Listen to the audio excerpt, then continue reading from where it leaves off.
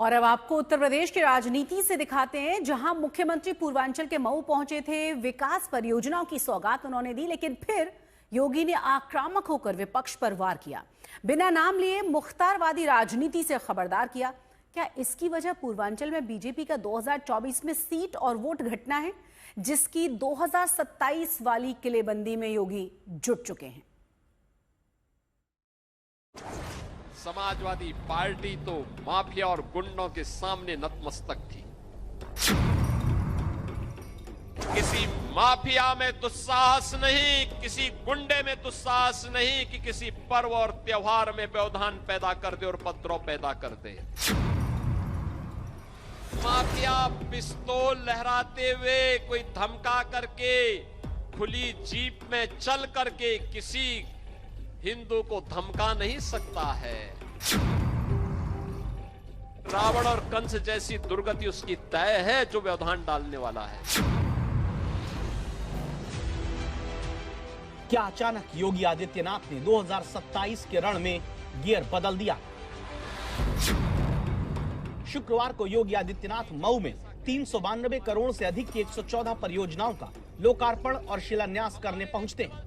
विकास के मंच से विपक्ष पर जिस तरह योगी बरसते हैं, इसमें बड़ी राजनीतिक रणनीति छिपी है।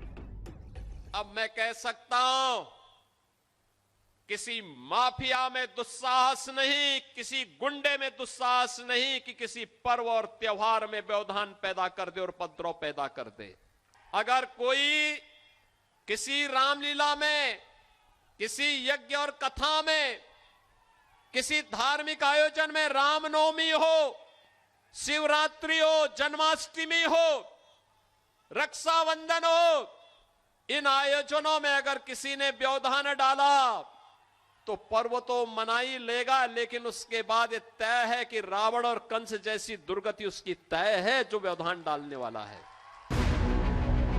रावण और कंस वाला अंजाम मुख्यमंत्री उस मऊ की जमीन पर याद कराते हैं, जिस मऊ में साल 2005 में हुए दंगे से जुड़ा मुख्तार अंसारी का वीडियो आज भी लोग भूले नहीं हैं, जिसमें मुख्तार अंसारी खुली जिप्सी में AK-47 लेकर घूमता दिखा था।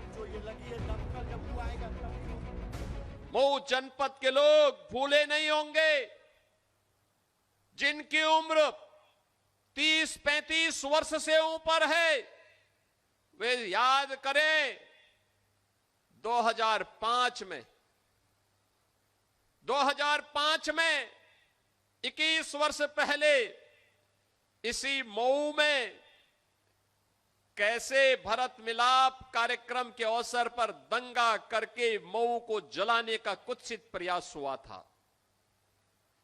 कैसे सत्ता के संरक्षण में माफिया एक उत्सव भरे आस्था के केंद्र रामलीला के आयोजन में व्यवधान पैदा करके निर्दोष हिंदुओं का कत्लेआम कर रहे थे। सरकार मौन थी, क्योंकि सरकार ने उन माफियाओं के सामने घुटना टेका हुआ था।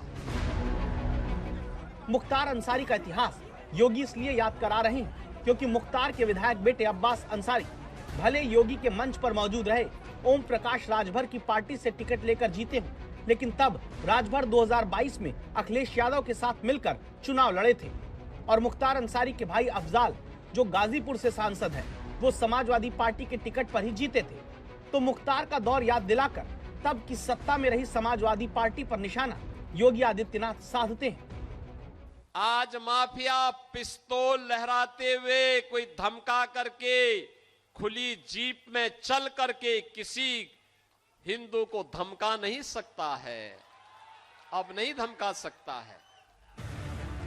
असल में योगी इस वक्त दो रणनीति पर काम कर रहे हैं। अखिलेश की तरफ से पीडीए के लोगों के एनकाउंटर वाले आरोप का जवाब देना और पूर्वांचल की सीटों पर जाति के नाम पर नहीं बल्कि हिंदू के नाम पर वोट को एकजुट करना।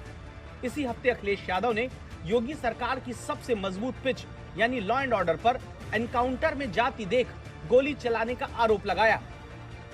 उत्तर प्रदेश में भाजपा सरकार एनकाउंटर के बहाने पीडीए को डराकर उसका हक मारना चाहती है। उत्तर प्रदेश में भाजपा सरकार जाति धर्म देख करके एनकाउंटर करवाती है। इससे प्रदेश का सामाजिक सौहार्द बिगड़ता है। फर्जी इनकाउंटर नाकाम सरकार की पहचान है। जो सरकार नाकाम हो जाती है वो फर्जी इनकाउंटर का रास्ता अपनाती है। इसी के जवाब में अब समाजवादी पार्टी के राज में अपराधियों के बोलबाले का दावा करते हुए 2027 का दांव योगी आदित्यनाथ चलते हैं। अब कोई किसी गरीब की जमीन पर कब्जा नहीं कर सकता है, अब नहीं कर सकता है। अगर करेगा तो उसे पता है कि कब्जा करेगा। पहले माफिया और गुंडे, पार्टी विशेष के गुंडे जबरन कब्जा करते थे गरीब की जमीन पर, व्यापारियों की प्रतिष्ठान पर। अब नहीं कर सकते। अब करेंगे तो उसे मालूम है कि बुलडोजर आएगा, संपत्ति को फिर से जब्त करवाएगा। सरकारी डेटा बताता है कि मार्च 2017 से अब तक 17,043 एनकाउंटर अगर उत्तर प्रदेश में हुए हैं तो इसका सीधा सा मतलब है कि उत्तर प्रदेश में हर रोज 5 एनकाउंटर योगी राज में किया जा रहा है। जिस एनकाउंटर में अखिलेश यादव जाति गणित बैठाकर अपने मुताबिक वोट का बंटवारा चाहते हैं, वहां कानून व्यवस्था के दम पर जवाब योगी आदित्यनाथ देते हैं। उत्तर प्रदेश में एनकाउंटर वर्चस्व की धाक जमाने के लिए किए जाते हैं। अपनी धाक बनी रहे, धाक से लोग डरें, इसलिए उत्तर प्रदेश में एनकाउंटर किए जा रहे हैं। आपका एक वोट 500 वर्षों की गुलामी की कलंक को धो करके अयोध्या में राम मंदिर का निर्माण कर देता है। ये वोट की ताकत है। आपका एक वोट काशी में काशी विश्वनाथ धाम का निर्माण कर देता है। आपका एक वोट बेटी और व्यापारी की सुरक्षा कर देता है। आपका एक वोट माफिया को मिट्टी में मिला करके सदैव के लिए उपद्रव मुक्त, कर्फ्यू मुक्त प्रदेश बनाने में सफल हो जाता है। पूर्वांचल में आने वाले मऊ में योगी आदित्यनाथ के आक्रामक होने, मुख्तारवादी राजनीति की याद दिलाने, एक वोट से मंदिर निर्माण की बात बताने की वजह खास है। इसीलिए पूर्वांचल का हिसाब समझिए, जहां 21 जिले आते हैं, कुल 130 विधानसभा सीटें हैं और 26 लोकसभा सीटें, जहां 2022 में एनडीए 77 सीट जीता था और विपक्ष को 53 सीटों पर जीत मिली थी।